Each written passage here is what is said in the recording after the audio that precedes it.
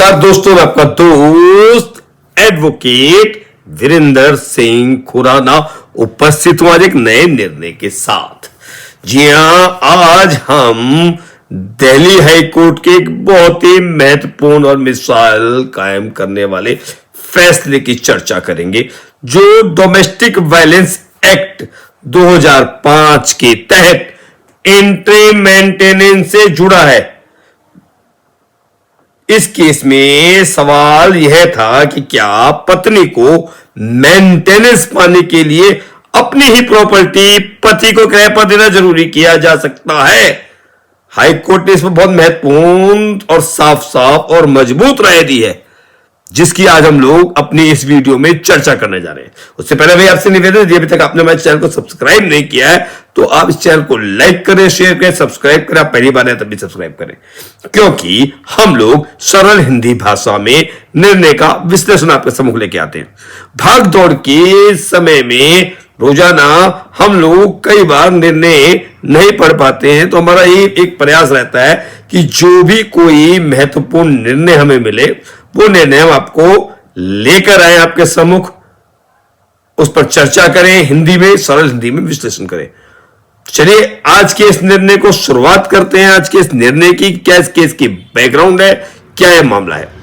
यह मामला है नीलम वालिया वर्सेस संजय वालिया का। केस नंबर क्रिमिनल मिसलेनियस 4406/2019 2019 का। पत्नी ने डीवी एक्ट की धारा 12 के तहत केस दायर किया।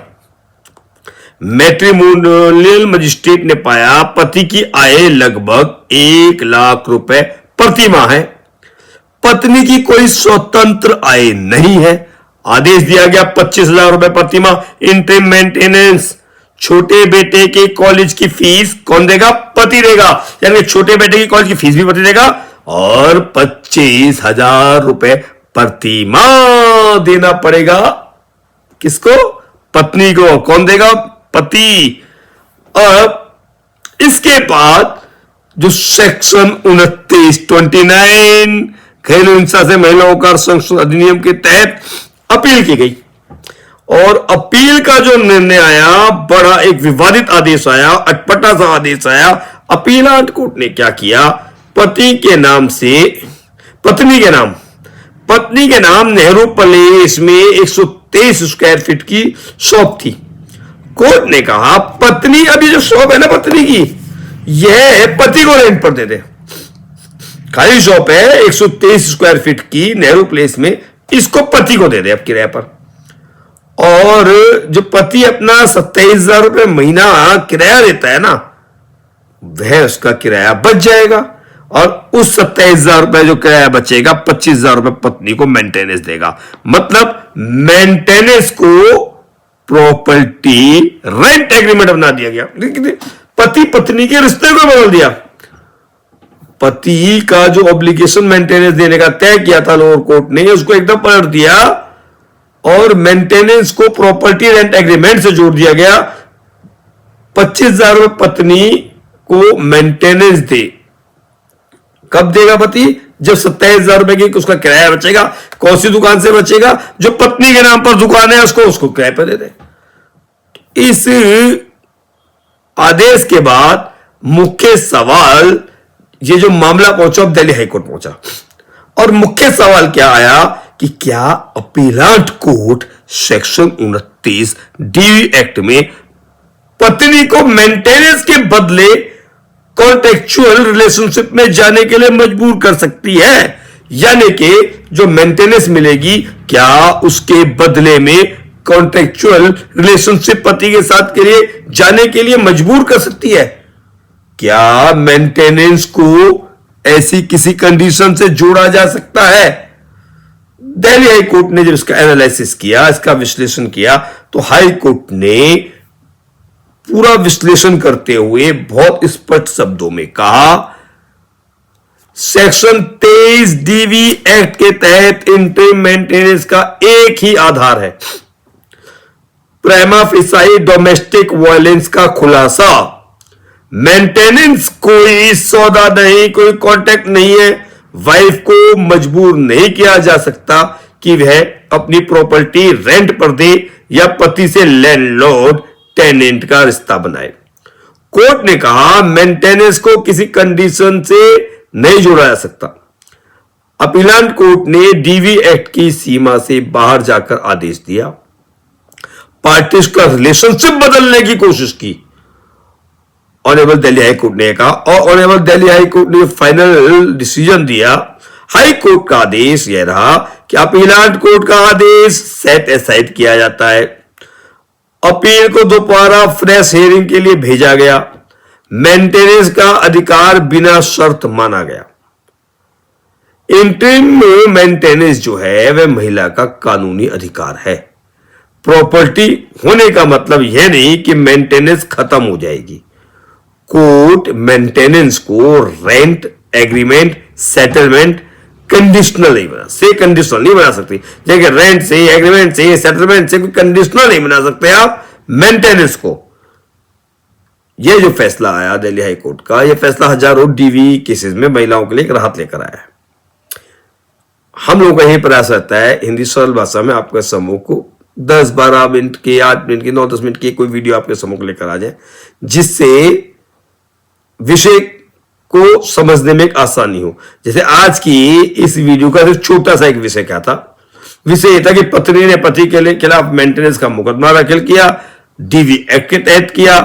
डीवी एक्ट में घरेलू हिंसा साबित हो गई और कोर्ट ने 25,000 रुपए महीना का मेंटेनेंस बांध दिया। अपीलांट कोर्ट ने क्या किया? अपीलांट कोर्ट ने क्या किया कि सेक्शन 29 में जब अपील सुननी तो उन्होंने कहा कि पत्नी पे फाइल से निकल गया कि पत्नी के पास एक दुकान है और उस दुकान को यह कहा गया कि पति को किराए पे दे दे, और पति जो उसका किराया बाहर जाता है वो किराया पत्नी को दे देगा उस दुकान के बदले में। तो ये रिलेशनशिप बदली गई। जो पति पत्नी के रिश्ते को लैंडलॉर्ड टेनेंट का रिश्ता बनाने का एक प्रयास किया तो उसको ऑनरेबल दिल्ली हाई कोर्ट ने बिल्कुल स्पष्ट कर दिया कि यह करना गैर कानूनी है, अवैध है, इसको हम नहीं किया जा सकता। पति पत्नी का जो रिश्ता है वो वही रहेगा, उसे मकानदार किराएदार का संबंध नहीं जा सकता। मेंटेनेंस को किसी कॉन्ट्रैक्ट के साथ नहीं बांधा जा सकता। यह दिल्ली हाई कोर्ट का निर्णय आया। यह जो निर्णय है एक बहुत ही महत्वपूर्ण निर्णय है हम लोगों के लिए। डीवी एक्ट में बहुत काम का निर्णय है जो हम लोग डेली प्रैक्टिस करते हैं, उसके लिए बहुत ही जरूरी निर्णय है। और चलते चलते जो हम लोग हर वीडियो के अंत में करते हैं, आपको इसका साइटेशन बताना बहुत जरूरी है, क्योंकि अगर साइटेशन नहीं बताएंगे तो फिर निर्णय को किसी कोर्ट में अगर लगाना हो, किसी को अपने केस में यूज करना हो तो कैसे कर पाएंगे। तो चलिए चलते चलते इसका एक साइटेशन भी आपको बताते चलते हैं। तो इसका देखिए साइटेशन तो दिल्ली हाई कोर्ट का स्क्रीन पर आ गया है। दिल्ली जो हाई कोर्ट का यह निर्णय है और देखिए स्क्रीन पर तो लगा हुआ ही है निर्णय। ये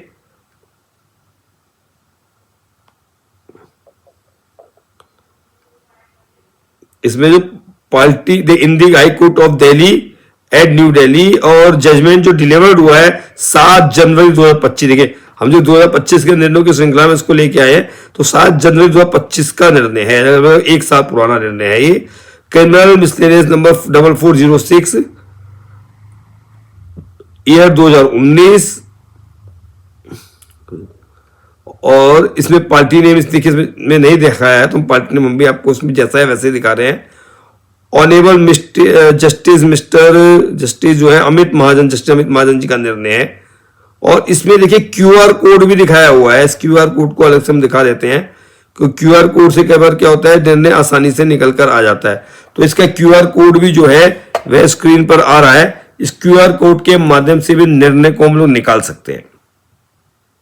यह आज एक हमने महत्वपूर्ण निर्णय पर चर्चा की जो घरेलू हिंसा से संबंधित महत्वपूर्ण निर्णय है। मैं आपका दोस्त एडवोकेट वीरेंद्र सिंह खुराना रोजाना ही किसी न किसी नए विषय पर आपके सम्मुख हाजिर होता हूं, और आप अपने इस दोस्त वीरेंद्र सिंह खुराना की वीडियो को पसंद कर रहे हैं, व्यक्तिगत तौर पर बता रहे हैं, जिसके लिए मैं आपका आभारी हूं। आपसे ये निवेदन है कि आप इस तरह अपने इस दोस्त वीरेंद्र सिंह खुराना के साथ जुड़े रहें, कल आपका यह दोस्त वीरेंद्र सिंह खुराना फिर एक नई वीडियो के साथ आपके सम्मुख हाजिर होगा। तब तक अपने इस दोस्त वीरेंद्र सिंह खुराना जी को आप विदा दीजिए। कल आपका यह दोस्त वीरेंद्र सिंह खुराना फिर मिलेगा एक नए निर्णय के साथ। तब तक के लिए सभी को नमस्कार, नमस्कार, नमस्कार।